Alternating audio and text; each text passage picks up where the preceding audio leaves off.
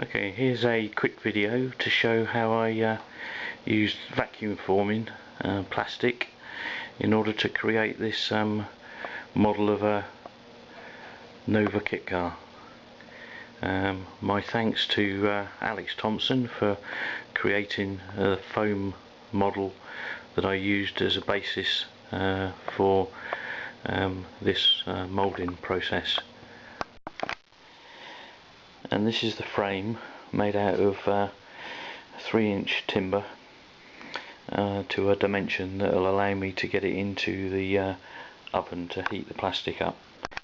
Now this is the plastic sheet. It's got a rough side and a smooth side with a film of plastic over it that you take off afterwards. That leaves a shiny surface, and that will be the inside of the model. So it sits on top of the frame with that shiny side facing up, and then I tack it on using a staple gun. Staples about every 2 inches all the way around.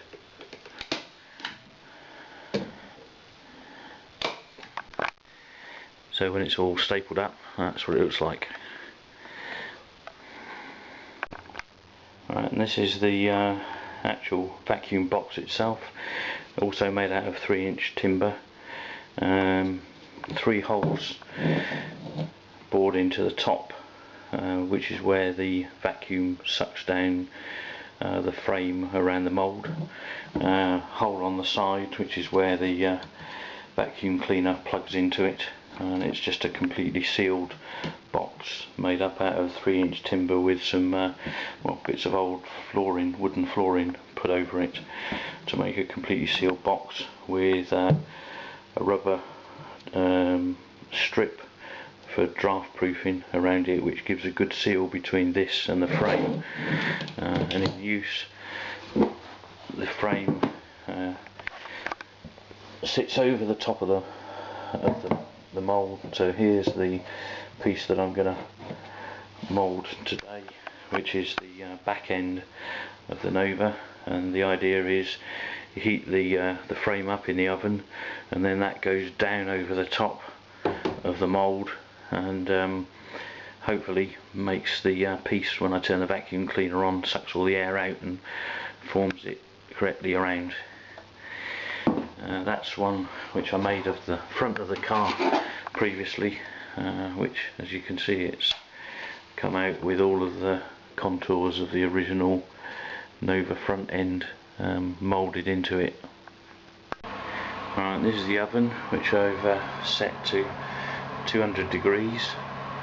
It's a fan oven, and the frame will just fit inside it when all of the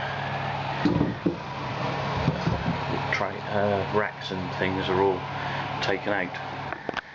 And the final piece of equipment is the vacuum cleaner that plugs into the hole on the side of the vacuum box there. Right, so I've just put that into the heated oven now. It's up to temperature. Close the door up and then wait for it to begin to sag. You should see it sag in the middle when it's reached the temperature. It normally goes up to temperature and sort of stretches itself out, levels off, and then begins to sag in the middle.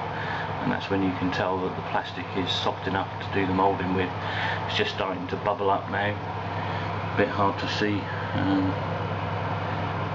It's bubbling and coming up to temperature. So when that's done, I'll take that out and put it on the mould.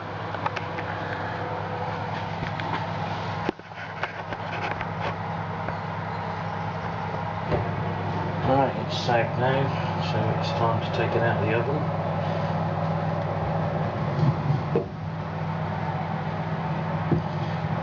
And then we turn the frame upside down, put it over the top of the mould as square as possible, and then turn the vacuum on.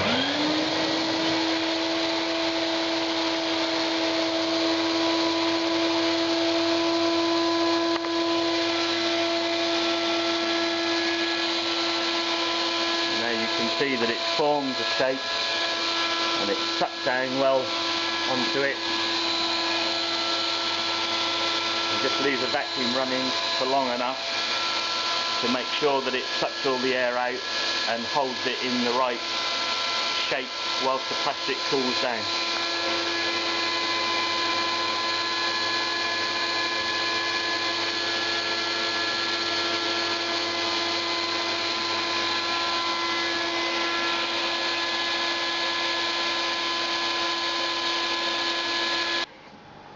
And now it's cooled down, I've got the frame, the plastic, and it's now trapped the plaster model inside it and has sucked it down, not quite all the way around but pretty much down as far as it needs to go, so quite a reasonable job.